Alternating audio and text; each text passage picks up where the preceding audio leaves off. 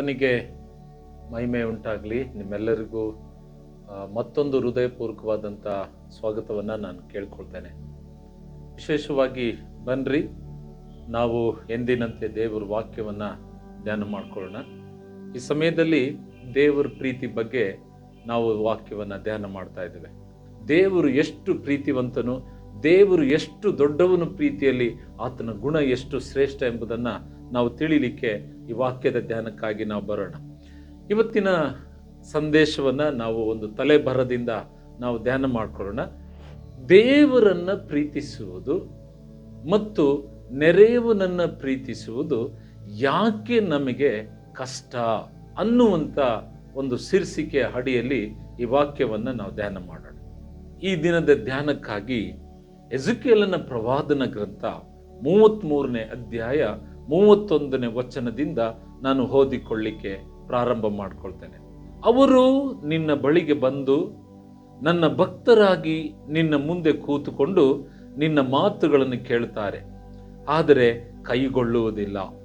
ಬಾಯಿಂದ ಬಹುಪ್ರೀತಿಯನ್ನು ತೋರಿಸುತ್ತಾರೆ, ಅವರ ಮನಸ್ಸೋ ತಾವು ದೋಚಿಕೊಂಡದರ ಮೇಲೆ ಹೋಗುತ್ತದೆ.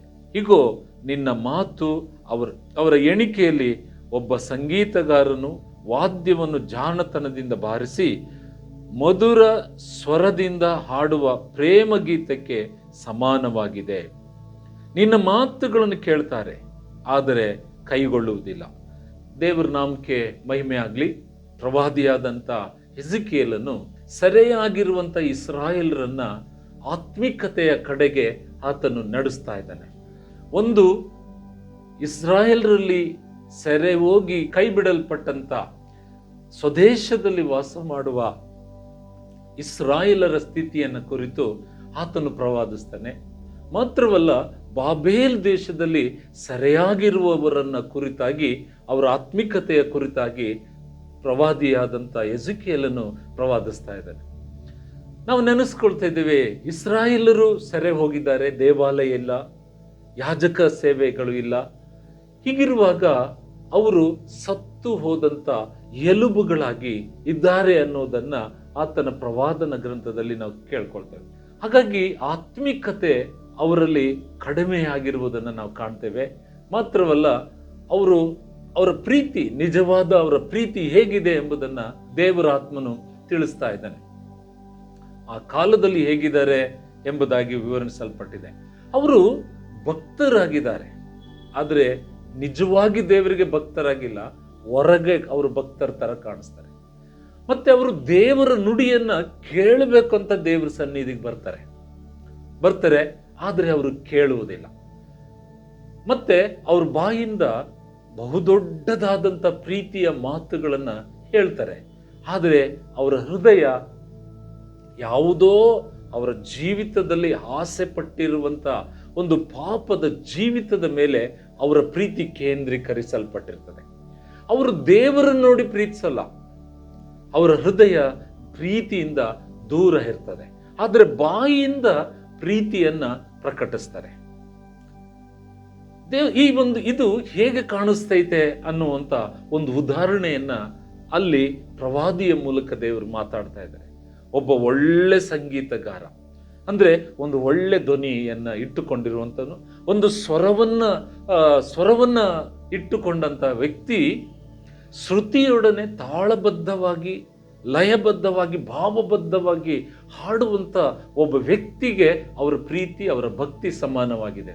ಹಂಗಂದ್ರೆ ಏನಂತ ಅಂದ್ರೆ, ಶ್ರುತಿಬದ್ಧವಾಗಿ, ಲಯಬದ್ಧವಾಗಿ, ತಾಳಬದ್ಧವಾಗಿ ಒಬ್ಬ ಮನುಷ್ಯ ಹಾಡಿದ್ರೆ ಮನಸ್ಸೂರೆಗೊಳ್ತಾರೆ. ಅದು ಈ ಒಂದು ಹಾಡಿಗೆ ಅವರು ಮನಸ್ಸು ಹೋಲ್ತಾರೆ. ಹಾಗೆ ಅವರ ಭಕ್ತಿಗೆ, ಅವರ ಪ್ರೀತಿಗೆ ಜನ ಮನಸ್ಸೂರೆಗೊಳ್ಳುವ ಹಾಗೆ ಅವರು ನೋಡ್ತಾರೆ ಅಂತ. ಅಂದ್ರೆ ಇವೆಲ್ಲ ಹೇಗೆ ಅಂದ್ರೆ, ಹೊರಗಿನ ಬಾಯಿಯ ರೀತಿಯಲ್ಲಿ ಅವ್ರ ಪ್ರೀತಿ, ಅವರ ಭಕ್ತಿ ಕಾಣಿಸ್ತಾ ಇದೆ, ಆದರೆ ಒಳಗೆ ಅವರ ಭಕ್ತಿ, ಅವರ ಪ್ರೀತಿ ಇರುವುದಿಲ್ಲ ಎಂಬುದನ್ನ ಇಲ್ಲಿ ವಾಕ್ಯದಲ್ಲಿ ನಾವು ನೋಡ್ತೇವೆ. ಆದ್ರೆ ಈ ರೀತಿಯಾದಂಥ ಒಂದು ಭಕ್ತಿ ಇಲ್ಲದ ಪ್ರೀತಿ ಇವತ್ತು ಸಭೆಯಲ್ಲಿ ಇದೆಯಾ ಅನ್ನುವಂಥ ಪ್ರಶ್ನೆಯನ್ನ ನಾವು ಮಾಡ್ಕೊಳ್ಳೋಣ. ಹಾಗಾದರೆ ಇದನ್ನ ನಾವು ನೋಡುವಾಗ ನನಗೆ ಅನಿಸುವಂತ ರೀತಿಯಲ್ಲಿ ಇವತ್ತು ಸಾಕಷ್ಟು ಸೇವಕರಾಗಿರುವ ನಾವುಗಳು, ಸಾಕಷ್ಟು ವಿಶ್ವಾಸಿಗಳಾಗಿರುವ ಜನರು ದೇವರ ನಿಜವಾದ ಪ್ರೀತಿಯಲ್ಲಿ ನಡೆಯುವುದನ್ನ ನಾವು ನೋಡುವಂಥದನ್ನ ಕಷ್ಟಪಡ್ತಾ ಇದ್ದೇವೆ. ನಮ್ಮ ಪ್ರೀತಿ ಹೇಗಿದೆ ಅಂತ ಅಂದಾಗ ಎಜಿಕೇಲನು ದೇವರ ವಾಕ್ಯದಲ್ಲಿ ಪ್ರವಾದಿ ಹೇಗೆ ಬರೆಯಲ್ಪಟ್ಟಿದೆಯೋ ಈ ರೀತಿಯಾದಂಥ ಪ್ರೀತಿ ಇವತ್ತಿನ ದಿನದಲ್ಲಿ ನಾವು ಅನೇಕ ಕಡೆಗಳಲ್ಲಿ ಕಾಣ್ತೇವೆ. ಇದನ್ನೆಲ್ಲ ನೋಡುವಾಗ ಈ ಇಂಥ ಜೀವಿತ ನಿಜವಾದ ಪ್ರೀತಿಯಲ್ಲಿ ಕಷ್ಟಪಡುವುದನ್ನ ನಾವು ಕಾಣ್ತೇವೆ. ಹೀಗಿರುವಾಗ ಪ್ರವಾದಿಯಾದಂಥ ಓಷಯನು ಕೂಡ ವಾಕ್ಯದಲ್ಲಿ ಬರೆಯಲ್ಪಟ್ಟಿದೆ. ಓಷಯನ ಗ್ರಂಥ 4ನೇ ಅಧ್ಯಾಯ ನಾವು ನೋಡ್ತಾ ಇದ್ದೇವೆ. ಯೆಹೋವನ ವಾಕ್ಯವನ್ನು ಕೇಳ್ರಿ, ಯೆಹೋವನು ದೇಶ ನಿವಾಸಿಗಳ ಮೇಲೆ ವಿವಾದ ಹಾಕಿದ್ದಾನೆ. ಯಾಕೆಂದರೆ ಪ್ರೀತಿ, ಸತ್ಯತೆ, ದೇವಜ್ಞಾನಗಳು ದೇಶದಲ್ಲಿ ಇಲ್ಲ. ಸುಳ್ಳು ಸಾಕ್ಷಿ, ನರಹತ್ಯ, ಕಳ್ಳತನ, ವ್ಯಭಿಚಾರ ಇವುಗಳೇ ನಡೀತವೆ, ದೊಂಬಿಗಳು ಆಗುತ್ತಲಿವೆ, ದೇಶವೆಲ್ಲ ರಕ್ತಮಯವಾಗಿದೆ ಎಂಬುದಾಗಿ. ಈ ಒಂದು ಇಸ್ರಾಯೇಲ್ ದೇಶವನ್ನ ನಾವು ನೋಡಿದಾಗ ಅಲ್ಲಿ ಪ್ರೀತಿ, ಭಕ್ತಿ, ಸತ್ಯ ಕಾಣ್ತಾ ಇಲ್ಲ. ಅಲ್ಲಿ ಕೊಲೆ, ಸುಲಿಗೆ, ಮೋಸ, ವಂಚನೆ, ಅನ್ಯಾಯ ಎಲ್ಲವೂ ಕೂಡ ದೇಶದಲ್ಲಿ ವಾಸಿಸ್ತಾ ಇದೆ. ಯಾಕೆ ಇಷ್ಟೊಂದು ಮೋಸ, ವಂಚನೆಗಳು, ಅನ್ಯಾಯ ಸಮಾಜದಲ್ಲಿ ತಾಂಡವಾಡ್ತಾ ಇದೆ? ಯಾವಾಗ ಪ್ರೀತಿಯನ್ನ ಒಬ್ಬ ಜೀವಿತದಲ್ಲಿ ಕಳ್ಕೊಳ್ತಾನೋ ಅಲ್ಲಿ ಪಾಪ ಉದ್ಭವ ಆಗ್ತದೆ. ಒಂದು ಸಭೆಯಲ್ಲಿ ಪ್ರೀತಿಯನ್ನ ಕಳ್ಕೊಳ್ತದೋ ಅಲ್ಲಿ ಸಂಪ್ರದಾಯ, ಪಾಪಗಳ ಜೀವಿತಗಳು ಹೆಚ್ಚಾಗ್ತದೆ. ಒಂದು ದೇಶದಲ್ಲಿ ಪ್ರೀತಿಯನ್ನ ಕಳ್ಕೊಂಡ್ರೆ ಆ ದೇಶದಲ್ಲಿ ಅನ್ಯಾಯಗಳು, ಅಕ್ರಮಗಳು ಹೆಚ್ಚಾಗ್ತದೆ. ನಾವು ಈಗಾಗಲೇ ಕಳೆದ ದಿನಗಳಲ್ಲಿ ಧ್ಯಾನ ಮಾಡಿಕೊಂಡ ಹಾಗೆ ಪ್ರೀತಿಯು ಬಹುಪಾಪವನ್ನ ಮುಚ್ಚುವುದು ಎಂಬುದಾಗಿ ಬರೆಯಲ್ಪಟ್ಟಿದೆ. ಹಾಗಾದ್ರೆ ಪ್ರೀತಿಯ ಗುಣ ಅನ್ನೋದಿದೆಯಲ್ಲ, ಅದು ಯಾವ ಪಾಪವು ನಮ್ಮ ಜೀವಿತದಿಂದ ಹೊರಗೆ ಬರದಂತೆ ಅದು ತಡೆದು ನಮ್ಮನ್ನು ಭದ್ರಗೊಳಿಸುವಂತೆ ಅದಕ್ಕೆ ಶಕ್ತಿ ಇರುವಂಥದ್ದಾಗಿದೆ. ಯಾವಾಗ ಮನುಷ್ಯ ಪ್ರೀತಿಯಲ್ಲಿ ಸೋಲ್ತನೋ ಆಗ ಅಕ್ರಮವಾದ ಜೀವಿತಗಳು, ಅಕ್ರಮವಾದಂಥ ಪಾಪಮಯವಾದ ಜೀವಿತಗಳು ಮನುಷ್ಯನ ಹೃದಯದಿಂದ ಹೊರಬಂದ್ಬಿಡ್ತದೆ. ಇದನ್ನೇ ಎಫೆಸ ಸಭೆಗೆ ಪರಿಶುದ್ಧಾತ್ಮ ದೇವರು ಯೋಹಾನನ ಮೂಲಕವಾಗಿ ಮಾತಾಡ್ತಾ ಇದ್ದಾರೆ. ಪ್ರಕಟಣೆಯ ಗ್ರಂಥ 2ನೇ ಅಧ್ಯಾಯದಲ್ಲಿ 4ನೇ ಅಧ್ಯಾಯದಲ್ಲಿ ನಾವು ನೋಡ್ತೇವೆ, ನೀನು ಪ್ರೀತಿಯಲ್ಲಿ ಬಿದ್ದು ಹೋಗಿದೆಯಾ? ನೀನು ಪ್ರೀತಿಯಲ್ಲಿ ಬಿದ್ದು ಹೋಗಿದೆಯಾ? ನೀನು ಮೊದಲಿದ್ದಂಥ ಪ್ರೀತಿಯನ್ನ ಈಗ ನೀನು ತೆಗೆದುಕೊಳ್ಳಬೇಕು. ನೀನು ಪ್ರೀತಿಯನ್ನ ಮತ್ತೆ ಜೀವಿಸಲಿಕ್ಕೆ ನೀನು ಪ್ರಾರಂಭಿಸಬೇಕು. ನೀನು ಪ್ರೀತಿ ಮಾಡ್ತಾ ಇಲ್ಲ ಎಂಬುದಾಗಿ ದೇವರು ಆ ಸಭೆಗೆ ವಿವಾದವನ್ನ ಹೇಳ್ತಾ ಇದ್ದಾರೆ. ನೀನು ಪ್ರೀತಿ ಮಾಡದೇ ಇದ್ರೆ ನೀನು ಸಭೆಯಲ್ಲಿರುವ ನಿನ್ನ ಸ್ಥಾನವನ್ನ ನಾನು ಅಲ್ಲಿಂದ ಸಭೆಯ ಸ್ತಂಭದ ಸ್ಥಾನದಿಂದ ನಿನ್ನನ್ನು ನಾನು ತೆಗೆದು ಬಿಡ್ತೀನಿ. ನಿನ್ನ ಅಸ್ತಿತ್ವ, ಸಭೆಯಲ್ಲಿರುವ ನಿನ್ನ ಅಸ್ತಿತ್ವವನ್ನ ನಾನು ತೆಗೆದುಹಾಕ್ತೀನಿ. ನೀನು ಪ್ರೀತಿಯಲ್ಲಿ ಜೀವಿಸು ಅನ್ನುವುದನ್ನ ನಾವು ನೋಡ್ತಾ ಇದ್ದೇವೆ.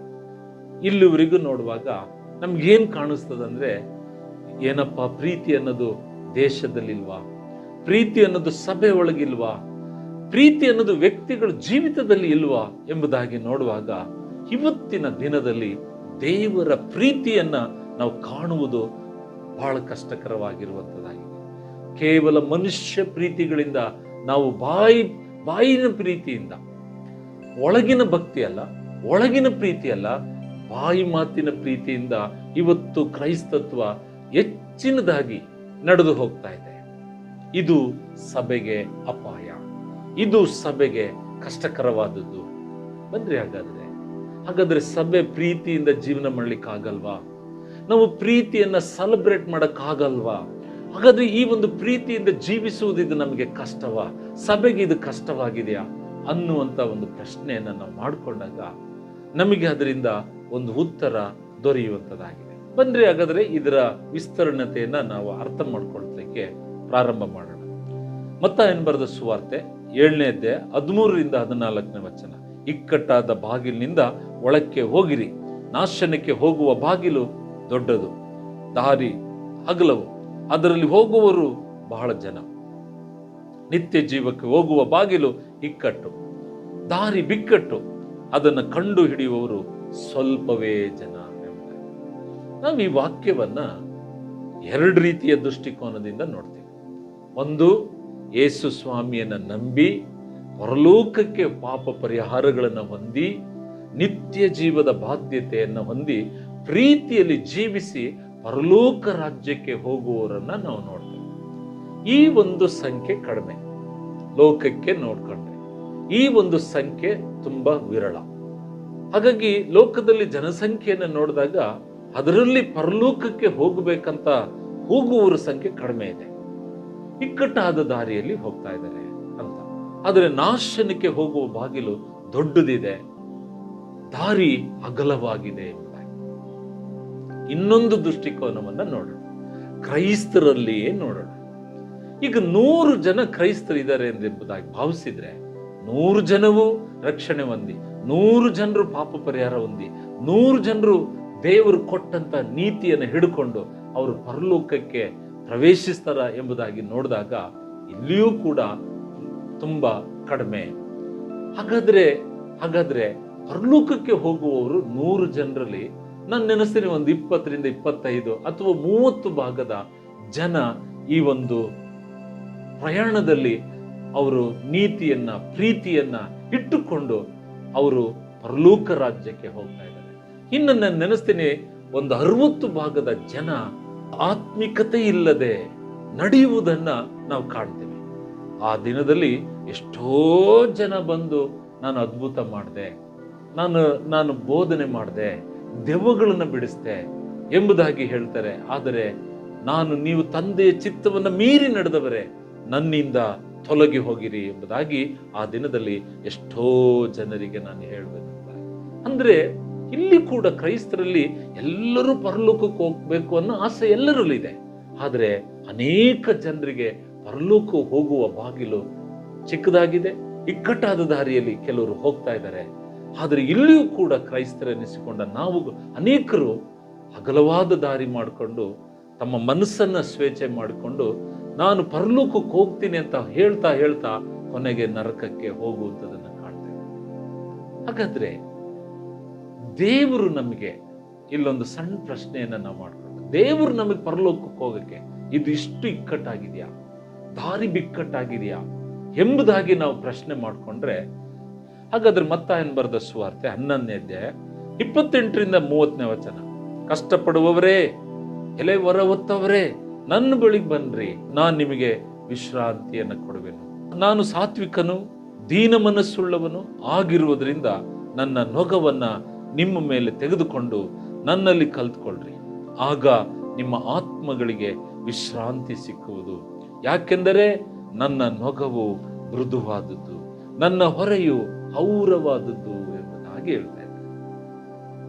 ಹಾಗಾದ್ರೆ ಪರಲೋಕಕ್ಕೆ ಹೋಗುವ ದಾರಿ ಇಕ್ಕಟ್ಟು ಅಂತ ಹೇಳ್ತಾ ಇದ್ದೀವಿ, ಕಷ್ಟ ಅಂತ ಹೇಳ್ತಾ ಇದ್ದೀವಿ. ಆದ್ರೆ ದೇವರು ಅಲ್ಲಿ ಪ್ರಯಾಣ ಮಾಡುವಾಗ ನಮಗೆ ಅಘೋರವಾದ ಭಾರವನ್ನ ಇಟ್ಟು ಪರಲೋಕಕ್ಕೆ ಹೋಗ್ಲಿಕ್ಕೆ ಬೇಕಾದಂತ ಮಾರ್ಗವನ್ನ ದೇವರು ನಮಗೆ ಸಿದ್ಧ ಮಾಡಿದ್ದಾರೆ. ಹಾಗಾದ್ರೆ ಈ ಒಂದು ಪರಲೋಕದ ಬಾಗಿಲು ಯಾಕೆ ಇಕ್ಕಟ್ಟಾಗಿದೆ, ಯಾಕೆ ಕಷ್ಟ ಆಗಿದೆ ಅಂದ್ರೆ ದೇವರು ಇಕ್ಕಟ್ಟು ಮಾಡಿಲ್ಲ. ಪ್ರಯಾಣ ಮಾಡುವ ನಾವು ಲೌಕಿಕವಾದ ಮನಸ್ಸನ್ನ ಹೊಂದಿ ಪಾಪಮಯವಾದ ಜೀವಿತವನ್ನು ಇಟ್ಟುಕೊಂಡು ಪ್ರೀತಿ ಇಲ್ಲದವರಾದರೆ ನಮ್ಮ ಮಾರ್ಗಗಳು ಭಾರವಾಗ್ತದೆ. ಪ್ರೀತಿ ಇಲ್ಲದ ಪ್ರಯಾಣ ಜೀವಿತ, ನಿತ್ಯ ಜೀವಿತ ಅದು ಭಾರವನ್ನಾಗಿ ಮನುಷ್ಯ ಮಾಡ್ಕೊಳ್ಳೋದ್ರಿಂದ ದಾರಿ ಬಿಕ್ಕಟ್ಟಾಗ್ತದೆ. ಆದರೆ ಕ್ರಿಸ್ತನ ನಿಮಿತ್ತವಾಗಿ ಪ್ರೀತಿಯನ್ನ ಹೊತ್ತು ಪ್ರೀತಿಯ ನೊಗವನ್ನ ಹೊತ್ತುಕೊಂಡ್ರೆ ಆಗ ನಮ್ಮ ಮನಸ್ಸು ಹಗೂರವಾಗ್ತದೆ. ನಮ್ಮ ಹೃದಯ ಪರಿಶುದ್ಧತೆಯಲ್ಲಿ, ನೀತಿಯಲ್ಲಿ, ಸತ್ಯದಲ್ಲಿ ಪ್ರೀತಿಯು ಅದೆಲ್ಲವನ್ನ ಕಾಪಾಡಿಕೊಂಡು ನಮ್ಮನ್ನ ನಡೆಸಿಕೊಂಡು ಹೋಗ್ತದೆ. Christian life is wilderness life, but it is A joyful life. ಹೌದು, ನಮ್ಮ ಪ್ರಯಾಣ ಕಷ್ಟ ಇರಬಹುದು, ಆದರೆ ಕ್ರಿಸ್ತನ ಪ್ರೀತಿ ಅದನ್ನ ಸಂತೋಷಕರವಾಗಿ ಆ ಪ್ರಯಾಣವನ್ನ ಮಾಡುವಂತೆ ನಮಗೆ ಸಹಾಯ ಮಾಡ್ತದೆ. ದೇವರ ವಾಕ್ಯ ಹೀಗೆ ಬರೆಯಲ್ಪಟ್ಟಿದೆ. 1 ಯೋಹಾನ 5ನೇ ಅಧ್ಯಾಯ 3ನೇ ವಚನ, ಆತನ ಪ್ರೀತಿಯು ನಮಗೆ ಕೊಡಲ್ಪಟ್ಟಿದೆ. ಆತನ ಪ್ರೀತಿಯ ಆಜ್ಞೆಯು ನಮಗೆ ಭಾರವಾದದ್ದಲ್ಲ. ಹಾಗಾದ್ರೆ ಪ್ರೀತಿಯನ್ನ ಈ ಪ್ರಯಾಣದಲ್ಲಿ ನಾವು ಹೊತ್ತುಕೊಂಡ್ರೆ, ಮನುಷ್ಯನ ಸ್ವಾರ್ಥದ ಪ್ರೀತಿಯನ್ನ ಸಾಯಿಸಿ ಕ್ರಿಸ್ತನ ಪ್ರೀತಿಯನ್ನ ನಮ್ಮೊಳಗೆ ಪ್ರಕಟ ಮಾಡಿದ್ರೆ, ನಮ್ಮ ಪ್ರಯಾಣದ ಮಾರ್ಗದಲ್ಲಿ ಕಷ್ಟಕರವಾಗಿರುವುದಿಲ್ಲ. ಆ ಪ್ರೀತಿ ಎಲ್ಲಾ ಪಾಪದ ಭಾರವನ್ನ ತೆಗೆದಿಟ್ಟು ನಮಗೆ ಹಗೂರ ಮಾಡಿ, ಪ್ರೀತಿಯು ಬಹುಪಾಪವನ್ನು ಮುಚ್ಚುತ್ತದೆ ಅನ್ನುವಂಥದ್ದನ್ನು ಅನಿಸುವಾಗ, ಮನುಷ್ಯನ ಪ್ರಯಾಣದಲ್ಲಿ ಪಾಪದ ಭಾರವನ್ನ ಹೊತ್ತುಕೊಂಡು ನಡೆಯದೆ ಸಂತೋಷ, ಸಮಾಧಾನ, ನೀತಿ, ಸತ್ಯ, ಪ್ರೀತಿಗಳಿಂದ ನಡೆಯುವಾಗ ಆ ಪ್ರಯಾಣ ಸುಖಕರವಾಗಿರ್ತದೆ. ಕರ್ತನ ನಾಮಕ್ಕೆ ಮಹಿಮೆ ಆಗಲಿ. ಹಾಗಾದ್ರೆ ಕೊಲೊಸ್ಸೆ 2:14, ದೇವರು ನಮಗೆ ಭಾರವಾಗಿದ್ದಂತ ಪಾಪದ ಭಾರ, ರೋಗದ ಭಾರ, ಶಾಪದ ಭಾರ, ದುಃಖ, ಕಣ್ಣೀರುಗಳು ಎಂಬ ಭಾರ, ಇವೆಲ್ಲವನ್ನ ನಾವು ಕ್ರಿಸ್ತನ ಬಳಿಗೆ ಬರುವುದಕ್ಕಿಂತ ಮುಂಚೆ ಹೊತ್ತುಕೊಂಡಿದ್ವಿ. ಇವೆಲ್ಲ ನಮಗೆ ಭಾರ ಅನಿಸಿತು. ಯೇಸು ಕ್ರಿಸ್ತನು ಮಾನವನಾಗಿ ಲೋಕಕ್ಕೆ ಬರುವುದರ ಮೂಲಕ ನಮ್ಮೆಲ್ಲ ಅಪರಾಧಗಳನ್ನ, ಪಾಪವನ್ನ, ಭಾರವನ್ನ ಎಲ್ಲವನ್ನ ಯೇಸು ಕ್ರಿಸ್ತನು ಶಿಲುಬೆಯಲ್ಲಿ ಅದನ್ನ ಮೊಳೆ ಹೊಡೆದು ಅಭಾರವಾಗಿದ್ದದನ್ನೆಲ್ಲವನ್ನ ಆತನು ಕೆಡಿಸಿ ಹರಿದು ಹಾಕಿ ಇಲ್ಲದ ಹಾಗೆ ಮಾಡಿದ್ದಾನೆ. ಹಾಗಾದ್ರೆ ದೇವರು ನಮ್ಮ ನಿತ್ಯ ಜೀವದ ಪ್ರಯಾಣವನ್ನ ಕರ್ತನು ನಮಗೆ ಸುಲಭ ಮಾಡಿದ್ದಾನೆ. ನಾವಿನ್ನೂ ಕೂಡ ಮುಂದಕ್ಕೆ ಹೋದ್ರೆ ದೇವರ ನಾಮಕ್ಕೆ ಮಹಿಮೆ ಆಗಲಿ. ರೋಮಪುರದ ಪತ್ರಿಕೆಯನ್ನ ನಾವೆಲ್ಲರೂ ತಿರುಗಿಸ್ಕೊಳ್ಳೋಣ. ರೋಮಪುರದ ಪತ್ರಿಕೆ 8:29. ಯಾಕೆಂದ್ರೆ ದೇವರು ತನ್ನ ಮಗನಿಗೆ ಅನೇಕ ಮಂದಿ ಸಹೋದರರಿದ್ದು ಅವರಲ್ಲಿ ಆತನೇ ಹಿರಿಯವನಾಗಿರಬೇಕೆಂದು ಉದ್ದೇಶಿಸಿ ತಾನು ಯಾರನ್ನು ತನ್ನವರೆಂದು ಮೊದಲು ತಿಳ್ಕೊಂಡನೋ ಅವರನ್ನು ತನ್ನ ಮಗನ ಸಾರೂಪ್ಯವುಳ್ಳವರಾಗುವುದಕ್ಕೆ ಮೊದಲೇ ನೇಮಿಸಿದನು. ಯೇಸು ಸ್ವಾಮಿ ಈ ಲೋಕಕ್ಕೆ ಬಂದನು. ನಮ್ಮ ಪಾಪದ ಭಾರವನ್ನ ಆತನು ತೆಗೆದುಹಾಕಿದನು. ಪ್ರೀತಿಯ ಜೀವನವನ್ನ ಆತನಿಂದ ನಮಗೆ ಕೊಡೋಣವಾಯಿತು. ಈಗ ನಮ್ಮ ಪ್ರಯಾಣ ಕ್ರಿಸ್ತನಿಗಾಗಿ ನಾವು ಪರಲೋಕದ ಕಡೆಗೆ ಪ್ರಯಾಣ ಮಾಡುವಾಗ ಈ ಜೀವಿತದಲ್ಲಿ ಪ್ರಯಾಣವು ಸುಲಭವಾಗಿ ಅದು ಪ್ರೀತಿಯ ಜೀವನದ ನಡೆಯುವಿಕೆ ನಮ್ಮಲ್ಲಿ ಉಂಟು. ಇದನ್ನು ಯೇಸು ಸ್ವಾಮಿ ತಾನೇ ಈ ಭೂಮಿಗೆ ನಮ್ಮ ಮಧ್ಯದಲ್ಲಿ ಬಂದಿದ್ದಾನೆ. ಯೇಸು ಸ್ವಾಮಿ ನಮ್ಮೆಲ್ಲರಿಗಿಂತ ಹಿರಿಯವನಾಗಿರ್ಬೇಕಂತ ದೇವರು ನಿಶ್ಚಯಿಸಿ ಕ್ರಿಸ್ತನ ತನ್ನ ಮಗನ ಸಾರೂಪ್ಯ, ಯೇಸುವಿನ ಸಾರೂಪ್ಯ ಕರೆದವರಿಗೆ ಇರಬೇಕೆಂಬುದಾಗಿ. ಹಾಗಾದ್ರೆ ನಮ್ಮ ಹಿರಿಯ ಕುರುಬ, ನಮ್ಮ ಹಿರಿಯ ಅಣ್ಣ ಯೇಸು ಕ್ರಿಸ್ತನು ಮುಂದೆ ಸಾಗ್ತಾ ಇದ್ದಾನೆ. ಆತನ ಸಾರೂಪ್ಯ ಆತನ ಹಿಂದೆ ಇರುವವರಿಗೆ ಕರೆಯಲ್ಪಟ್ಟಿದೆ. ಆತನ ಹಿಂದೆ ಹೋಗುವವರಿಗೆ ನೀತಿ ಕೊಡೋಣವಾಗಿದೆ. ಆ ನೀತಿಯ ಜೊತೆಗೆ ಪರಲೋಕದ ಮಹಿಮೆಯನ್ನು ಕೊಡೋಣವಾಗಿದೆ. ಹಾಗಾದ್ರೆ ನಮ್ಮ ಹಿರಿಯ ಕುರುಬನು, ನಮ್ಮ ಹಿರಿಯ ಅಣ್ಣ ನಮ್ಮ ಮುಂದೆ ಸಾಗ್ತಾ ಇದ್ದಾನೆ, ಮುಂದೆ ದಾರಿಯಲ್ಲಿ ಸಾಗ್ತಾ ಇದ್ದಾನೆ. ನಾವೆಲ್ಲರೂ ಆತನ ಪ್ರೀತಿಯ ನೊಗವನ್ನ ಹೊತ್ತುಕೊಂಡವರಾಗಿ, ಪ್ರೀತಿಯ ಜೀವಿತವನ್ನು ಹೊತ್ತುಕೊಂಡವರಾಗಿ ಆತನ ಹಿಂದೆ ನೀತಿಯ ಹೆಜ್ಜೆಯನ್ನು ಹಾಕುತ್ತಾ ಮುಂದೆ ಸಾಗ್ತಾ ಇದ್ದೇವೆ. ಒಂದು ಪ್ರಯಾಣ, ಕ್ರಿಸ್ತನ ಪ್ರಯಾಣವನ್ನ ಪ್ರಾರಂಭಿಸ್ಕೊಂಡ್ರೆ ನಮಗೆ ಮುಂದೆ ಯಾರಿದ್ದಾರೆ? ಮಹಾಕರ್ತನಾದ ಯೇಸು ಕ್ರಿಸ್ತನು ನಮಗೆ ಹಿರಿಯ ಅಣ್ಣನಾಗಿ ನಮ್ಮ ಜೊತೆಯಲ್ಲಿದ್ದಾರೆ. ಕರ್ತನಾಮಕ್ಕೆ ಮಹಿಮೆ ಉಂಟಾಗಲಿ. ತನ್ನ ಮಗನ ಸಾರೂಪ್ಯವುಳ್ಳವರಾಗುವುದಕ್ಕೆ ಮೊದಲೇ ನೇಮಿಸಿದನು. ಯಾರನ್ನು ಮೊದಲು ನೇಮಿಸುತ್ತಾನೋ ಅವರನ್ನು ಕರೆದನು. ಯಾರನ್ನ ಕರೆದನೋ ಅವರನ್ನ ನೀತಿವಂತರೆಂದು ನಿರ್ಣಯಿಸಿದನು. ಯಾರನ್ನ ನೀತಿವಂತರೆಂದು ನಿರ್ಣಯಿಸಿದನೋ ಅವರನ್ನ ಮಹಿಮ ಪದವಿಗೆ ಸೇರಿಸಿದನು. ಹಾಗಾದ್ರೆ ಈ ಪ್ರಯಾಣದಲ್ಲಿ ನಮಗಿಂತ ಮುಂದಾಗಿ ನಮ್ಮ ಯೇಸು ಕ್ರಿಸ್ತನು ನಮಗೆ ಮುಂದಾಗಿದ್ದಾನೆ. ನಾವೆಲ್ಲರೂ ಆತನ ಸಾರೂಪ್ಯ, ಆತನ ನೀತಿ, ಆತನ ಪ್ರೀತಿಯ ನೊಗವನ್ನ ಹೊತ್ತುಕೊಂಡು ನಾವು ಹೋಗ್ತಾ ಇದ್ದೇವೆ. ಹಾಗಾದ್ರೆ ಎಂಥ ಪ್ರಯಾಣವನ್ನ ದೇವರು ನಮಗೆ ಮಾಡಿಕೊಟ್ಟಿದ್ದಾನೆ. ಎಂಥ ಒಂದು ಪ್ರೀತಿಸುವಿಕೆ ಜೀವಿತವನ್ನ ನಮಗೆ ದೇವರು ಕೊಟ್ಟಿದ್ದಾನೆ. ಈ ಪ್ರಯಾಣ, ಪ್ರೀತಿಯ ಪ್ರಯಾಣ ಬಹಳ ಅದ್ಭುತವಾದಂತಹ ಪ್ರಯಾಣ. ಕರ್ತನಿಗೆ ಮಹಿಮೆ. ಹಾಗಾದ್ರೆ ಈ ಪ್ರಯಾಣದಲ್ಲಿ ನಮಗೆ ಕಷ್ಟ ಬರಲ್ವಾ? ನಮಗೆ ಇಕ್ಕಟ್ಟು ಬರಲ್ವಾ? ನಮಗೆ ಕಣ್ಣೀರು ಬರಲ್ವಾ? ನಮಗೆ ಹೋರಾಟ ಬರಲ್ವಾ? ಖಂಡಿತವಾಗಿ ಬರುವಂಥದ್ದಾಗಿದೆ. ಒಂದು ಆತ್ಮಿಕ ಪ್ರಯಾಣ. ಈ ಪ್ರಯಾಣ ಹೇಗಿದೆ? ಹಗೂರವಾಗಿದೆ. ನಮ್ಮ ಹೆಗಲ ಮೇಲಿರುವಂತ ಆ ನೊಗ, ಆ ಪ್ರೀತಿಯ ನೊಗ ಯಾವುದು? ಹಗೂರವಾದದ್ದು. ಪ್ರೀತಿಯ ಜೀವನದ ಹೆಜ್ಜೆಯನ್ನ ನಾವು ಹಾಕಿ ನಮ್ಮ ಕ್ರಿಸ್ತನ ಹಿಂದೆ ನಡೆದ್ರೆ ಅದು ಸುಲಭವಾದ ಪ್ರಯಾಣ. ಇನ್ನೊಂದು ಶಾರೀರಿಕವಾದಂತ ಅನುಭವಗಳು. ಶರೀರವಾಗಿ ಅನೇಕ ಕಣ್ಣೀರು, ಅನೇಕ ಹೋರಾಟ, ಅನೇಕ ದುಃಖಗಳು, ಹೋರಾಟಗಳು ನಮ್ಮ ಜೀವಿತದಲ್ಲಿ ಬರುವಂತದ್ದಾಗಿರ್ತದೆ. ಕರ್ತನಿಗೆ ಮಹಿಮೆ ಉಂಟಾಗಿ. ಹಾಗಾದ್ರೆ ನಮ್ಮ ಜೀವಿತದಲ್ಲಿ ಇರುವಂತಹ ಹೋರಾಟದಲ್ಲಿ ನಮ್ಮ ಕಷ್ಟಗಳು ಬರ್ತವ? ಬರಲ್ವಾ? ಖಂಡಿತವಾಗಿ ಬರ್ತವೆ.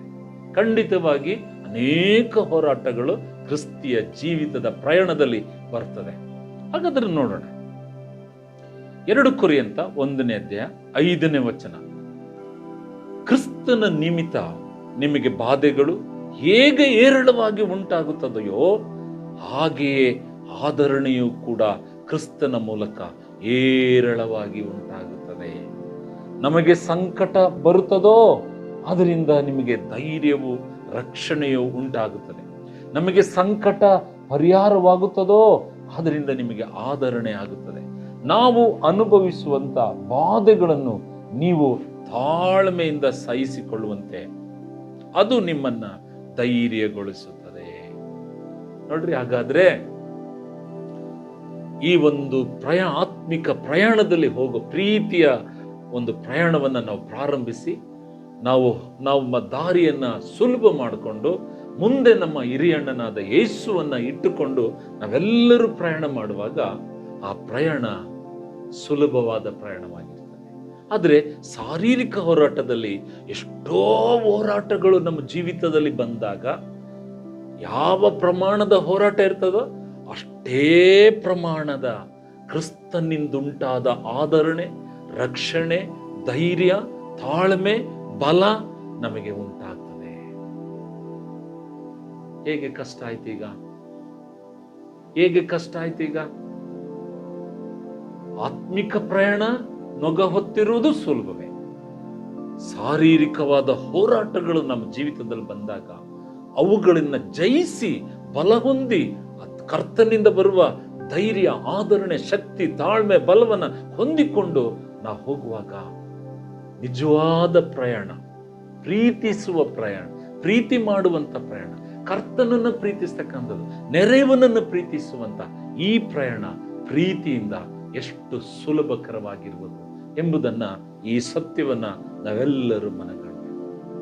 ಹಾಗಾದ್ರೆ ಯಾಕೆ ಕಷ್ಟ ಆಗಿದೆ, ಯಾಕೆ ಕಷ್ಟ ಆಗಿದೆ ಅನ್ನುವಂಥದ್ದನ್ನ ನಾವು ನೋಡುವಾಗ ನಾವು ಪ್ರೀತಿಯ ನೊಗವನ್ನ ನಾವು ಯಾವಾಗ ಕೆಳಗಿಟ್ಟು ಬಿಡ್ತೀವೋ ಆಗ ಶಾರೀರಿಕ ಮನುಷ್ಯ ಪ್ರೀತಿಯು, ಸ್ವಾರ್ಥವು ದೈವಿಕ ಪ್ರೀತಿಯನ್ನ ನಾಶ ಮಾಡಿ ಮನುಷ್ಯನ ಸ್ವಾರ್ಥದ ಪ್ರೀತಿ ನಮ್ಮನ್ನು ಆಳುವಾಗ ಅನೇಕ ಲೋಕದ ಎಲ್ಲ ಸಂಕಟ, ವ್ಯಾಮೋಹ, ಪಾಪಗಳಿಗೆ ಒಳಗಾಗಿ ನಮ್ಮ ಜೀವಿತದ ಪ್ರಯಾಣವನ್ನ ಕಷ್ಟಕರವಾಗಿ ನಾವು ಮಾಡ್ಕೊಳ್ತೇವೆ.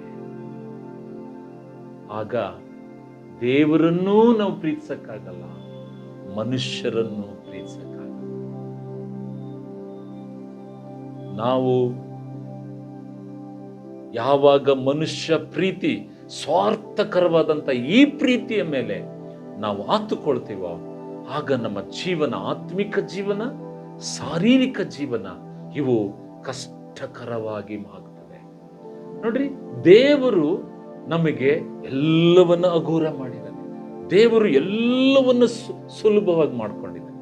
ಪ್ರೀತಿ ಮಾಡುವುದು ಯಾಕೆ ನಮಗೆ ಕಷ್ಟ ಅನ್ನುವ ಶೀರ್ಷಿಕೆ ನೋಡಿದಾಗ ದೇವರು ಆತ್ಮಿಕವಾಗಿ ಅದು ಸುಲಭ, ಅದು ಸುಲಭ. ಶಾರೀರಿಕವಾಗಿ ಜೀವಿಸ್ತೀನಿ ಅಂದ್ರೆ ಅದು ಕಷ್ಟ. ಕ್ರಿಸ್ತನು ನಮ್ಮ ಪ್ರಯಾಣವನ್ನ, ಪ್ರೀತಿಯ ಪ್ರಯಾಣವನ್ನ ಸುಲಭ ಮಾಡಿದ್ದಾನೆ, ಹಗುರ ಮಾಡಿದ್ದಾನೆ.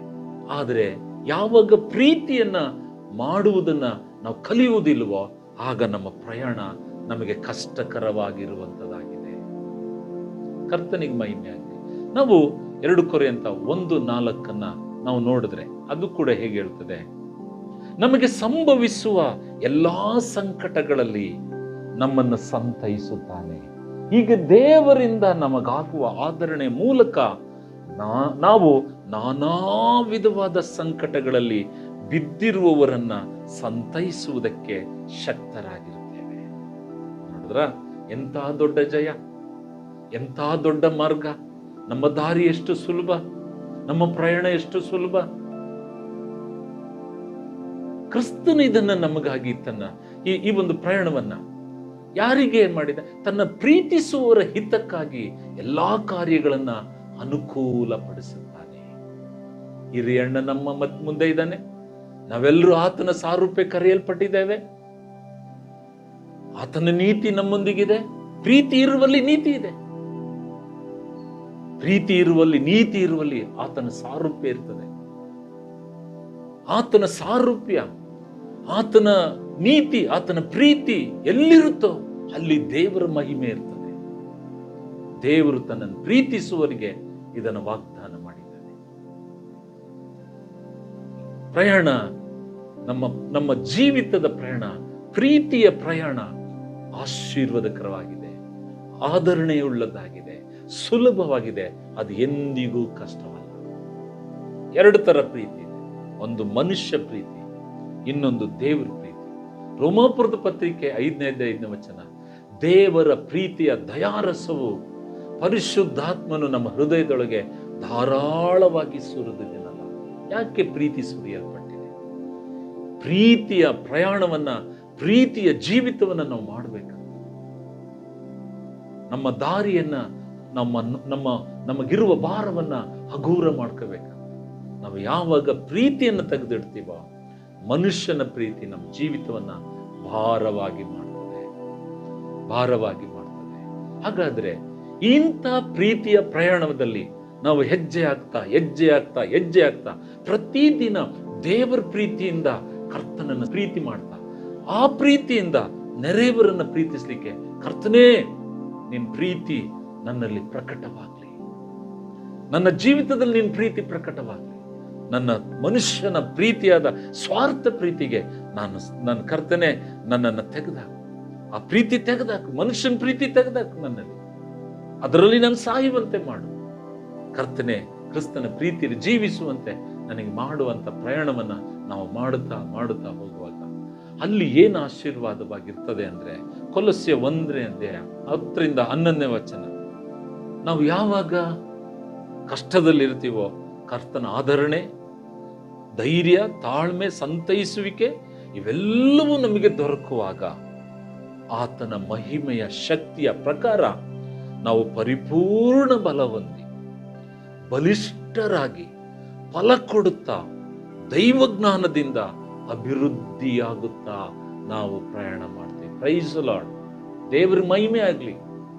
ಆ ಪ್ರೀತಿಯ ಪ್ರಯಾಣವನ್ನ ನಮ್ಮ ಹಿರಿಯಣ್ಣ ಯೇಸು ಕ್ರಿಸ್ತನ ಮೂಲಕ ನಾವೆಲ್ಲರೂ ಆತನ ಹಿಂದೆ ಹೆಜ್ಜೆ ಆಗ್ತಾ ಕ್ರಿಸ್ತಿಯ ಜೀವಿತದಲ್ಲಿ, ಪ್ರೀತಿಯ ಆಚರಣೆ ಜೀವಿತದಲ್ಲಿ ನಾವು ಬಲಿಷ್ಠರಾಗಿರ್ತೇವೆ, ಪರಿಪೂರ್ಣರಾಗಿರ್ತೇವೆ, ದೈವಜ್ಞಾನವನ್ನು ಇಟ್ಕೊಳ್ತೇವೆ, ಫಲಭರಿತವಾದ ಜೀವಿತವನ್ನು ನಾವು ಇಟ್ಕೊಂಡು ನಾವು ಬೆಳೆಯುವರಾಗಿದ್ದೇವೆ. ಎಂತ ನೋಡ್ರಿ, ಇದನ್ನ ನಾವು ಇಕ್ಕಟ್ಟಾದ ದಾರಿ ಅಂತ ಹೇಳಕ್ ಬರಲ್ಲ. ಇಕ್ಕಟ್ಟಾದ ದಾರಿಯ ಅಂತ ಹೇಳಕ್ ಬರಲ್ಲ. ಕರ್ತನು ನಮಗೋಸ್ಕರ ಎಲ್ಲವನ್ನ ಪ್ರೀತಿಯ ಅಗೂರ ನಗುವನ್ನ ಕೊಟ್ಟು ನಮ್ಮ ಪ್ರಯಾಣವನ್ನ, ನಿತ್ಯ ಜೀವಿತವನ್ನ ಆತನು ಸುಲಭವಾಗಿ ಮಾಡಿದ್ದಾನೆ. ಹಾಗಾದ್ರೆ ಯಾಕೆ ನಮಗೆ ಕಷ್ಟ ಆಗಿದೆ? ನಾವೆಲ್ಲರೂ ಹೇಳಿದ್ವಲ್ಲ, ಯಾಕೆ ದೇವರನ್ನು ಪ್ರೀತಿಸುವುದು ಕಷ್ಟ, ಯಾಕೆ ಮನುಷ್ಯರನ್ನು ಪ್ರೀತಿಸುವುದು ಕಷ್ಟ ಅಂದ್ರೆ, ನಾವು ಕಷ್ಟವನ್ನ, ಪ್ರೀತಿಯನ್ನ ತೆಗೆದಿಟ್ಟು ನಾವು ಲೌಕಿಕವಾದ ಆಲೋಚನೆ, ಪಾಪಗಳಲ್ಲಿ ಜೀವಿಸುವಾಗ ಅದನ್ನ ನಮ್ಮ ಜೀವಿತದಲ್ಲಿ ಭಾರವಾಗಿ ನಾವು ಮಾಡ್ಕೊಳ್ತೇವೆ. ಪಾಪದ, ಪ್ರೀತಿ ಇಲ್ಲದ ಜೀವಿತದ ಪ್ರಯಾಣವನ್ನ ಪ್ರಾರಂಭಿಸಿದ್ರೆ ನಮ್ಮ ಹಾದಿ ಇಕ್ಕಟ್ಟಾಗ್ತದೆ. ನಿತ್ಯ ಜೀವದ ಹಾದಿ ಇಕ್ಕಟ್ಟಾಗ್ತದೆ. ಬಾಗಿಲು ಚಿಕ್ಕದಾಗಿ ಕಾಣಿಸ್ತದೆ. ನಾವು ಒಳಗೆ ಹೋಗ್ಲಿಕ್ಕೆ ಆಗುವುದಿಲ್ಲ. ಹಾಗಾದ್ರೆ ಅಂತಿಮವಾಗಿ ಸಂದೇಶ ನಾನು ಮುಗಿಸ್ತಾ ಹೋಗ್ತೇನೆ. 1 ಕೊರಿಂಥ 15ನೇ ಅಧ್ಯಾಯ 31ನೇ ವಚನ. ಪೌಲನಿಗೆ ದೇವರು ಪ್ರಕಟಿಸಿದಂಥ ವಾಕ್ಯ ಏನಂದ್ರೆ, ನಾನು ಪ್ರತಿದಿನಲೂ ಸಾಯುತ್ತಿದ್ದೇನೆ. ಪೌಲನ ಜೀವಿತದಲ್ಲಿ ಎಷ್ಟು ಹೋರಾಟ ಬಂತು, ಆದರೆ ಕ್ರಿಸ್ತನು ಅದನ್ನ ಆಧರಿಸಿ ಆದರಣೆ ಕೊಡುತ್ತಾ, ಧೈರ್ಯ ಕೊಡುತ್ತಾ, ಬಲ ಕೊಡುತ್ತಾ, ಆತನ ರಕ್ಷಿಸ್ತಾ, ಬಿಡಿಸ್ತಾ, ಎಲ್ಲ ದೈಹಿಕವಾದ ಸಂಕಟಗಳಿಂದ ಪಾರು ಮಾಡಿ ಪ್ರಯಾಣವನ್ನ ಮಾಡಿ. ದೇವ್ರ ವಾಕ್ಯದ, ನನ್ನ ಪ್ರಯಾಣವನ್ನ ನಾನು ಮುಗಿಸಿದ್ದೇನೆ, ಹೋರಾಟವನ್ನ ಮಾಡಿದ್ದೇನೆ, ನನಗೆ ಸಿಗಬೇಕಾದ ಜಯಮಾಲೆ ನನಗೆ ಸಿದ್ಧವಾಗಿದೆ. ಯಾಕೆ? ಅವನು ಪ್ರತಿದಿನ ಶಾರೀರದ ಸಂಗತಿಗೆ, ಲೋಕದ ಸಂಗತಿಗೆ ಅವನು ಪ್ರತಿದಿನ ಸಾಯುವವನಾಗಿದ್ದನು. ಪ್ರತಿದಿನ ಸಾಯುವವನಾಗಿದ್ದನು.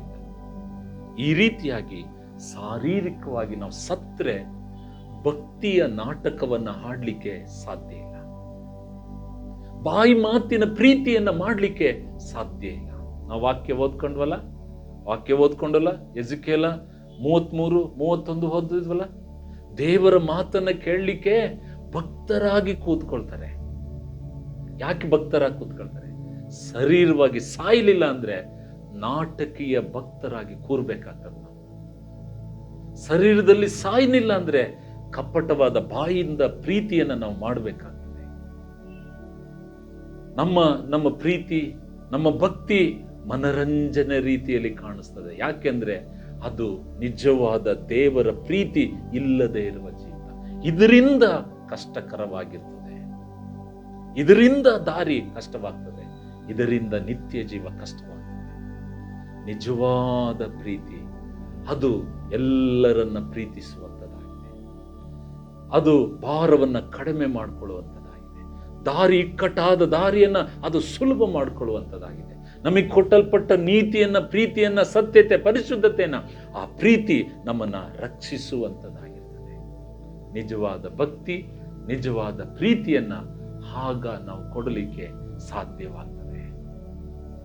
ನಾವು ದೇವರ ಪ್ರೀತಿಯನ್ನ ಪ್ರತಿದಿನ ಸೆಲೆಬ್ರೇಟ್ ಮಾಡ್ಕೊಳ್ತಾ ದೇವರೇ, ಈ ದಿನ ನಿನ್ನ ಪ್ರೀತಿ ನನ್ನಿಂದ ಪ್ರಕಟವಾಗಲಿ. ನಾನು ದೇವರೇ ನಿನ್ನನ್ನು ಪ್ರೀತಿಸುವಂತೆ ನನಗೆ ಸಹಾಯ ಮಾಡು. ಪೂರ್ಣ ಹೃದಯದ ಪ್ರೀತಿ, ಪೂರ್ಣ ಪ್ರಾಣದ ಪ್ರೀತಿ, ಪೂರ್ಣ ಶಕ್ತಿ, ಪೂರ್ಣ ಬುದ್ಧಿಯ ಪ್ರೀತಿ ಅಂದ್ರೆ ಏನು? ಎಲ್ಲವುಗಳಿಗಿಂತ ಹೆಚ್ಚಾಗಿ ದೇವರನ್ನು ಪ್ರೀತಿಸ್ತಕ್ಕ. ಯಾವಾಗ ಪ್ರೀತಿಸ್ತೀವಿ?